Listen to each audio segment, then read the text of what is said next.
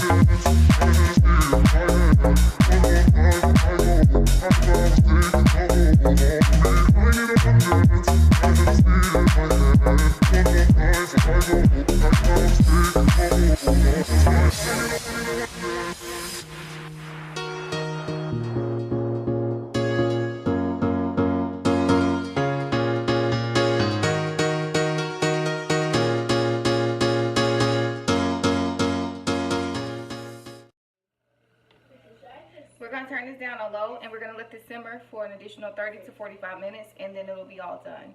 One last thing that I do need to add, I'm going to add a pinch of brown sugar.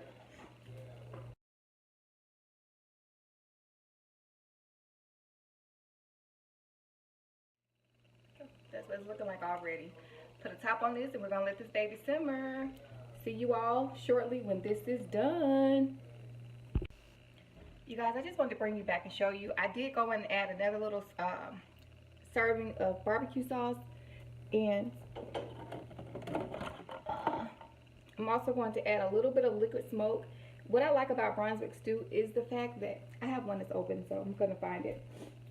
What I do like about Brunswick Stew is that it gives you the hint of like barbecue. My brisket was placed on a smoker, and that's going to be good, but I did want to add a little bit more smokiness to the flavor.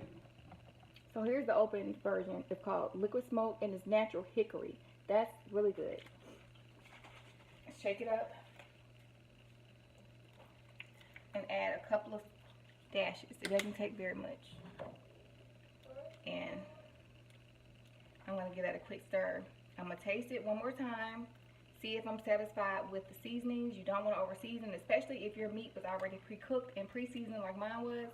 Mine already had seasoning. I really do wish I had some chicken, because some chicken would have added just a lot more hardiness to this. But as you can see here, there's plenty of brisket, but I would have loved to have some chicken. I'm looking for something to taste this with before we leave it on its own.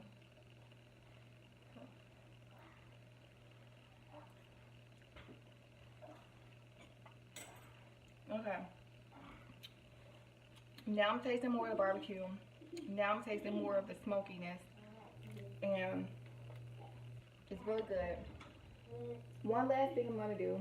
I know I don't have chicken in here. Maggie's. This is optional. You don't have to. I'm just kind of playing around with the spices I like.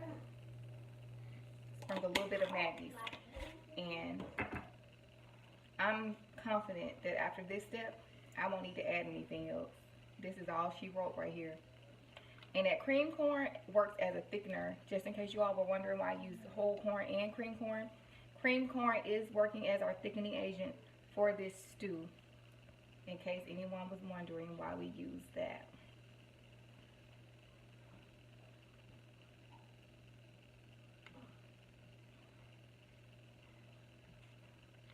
And there you have it. I'm going to put the top on this bad boy. And I'll see you all when dinner is served. So I'm going to go ahead and start the oven for my cornbread. This is done. I turned it off. And I'm going to let this sit and thicken. And I'll whip up the cornbread.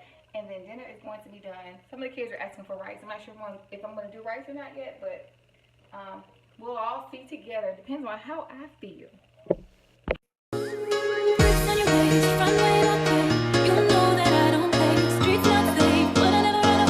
Even when I'm away, OT, OT. There's never much left when we go OT. I pray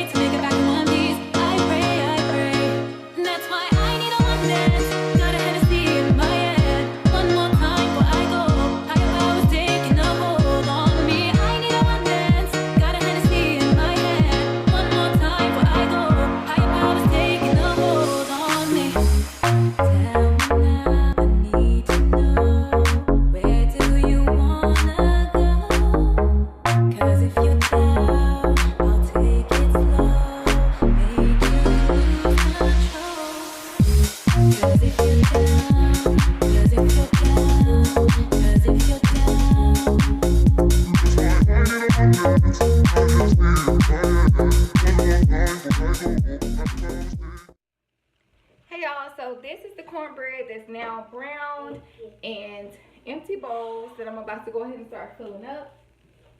And I started to do some rice, but I didn't feel like it. So we are going to roll with what nice and hearty. I'm going to cut a piece of cornbread, even though this cornbread is still like piping hot, y'all. You really aren't supposed to cut cornbread until it's completely cooled off. We are in a rush. It is 8:30, and I'm trying to get reacclimated to the schedule since our vacation to New York. So I'm running late today, needless to say.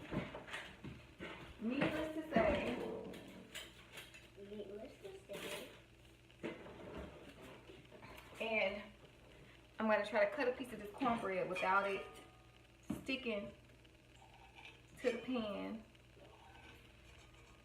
And as you can see, it's already flaking apart just a little bit because it's still not fully cooled. Cool your cornbread as much as you can for as long as you can, y'all. But in a pinch, do what you got to do. Hot. Very. Hot. That sucker hot, baby. Super hot. Super hot. But there you go. A piece of, sorry y'all, a piece of cornbread with some Brunswick Stew. Twin, which one wants this? Me. It don't matter. Somebody gonna eat it, so. I am. This is it, y'all. I hope you all enjoy. Shh. Don't forget to like, comment, and subscribe.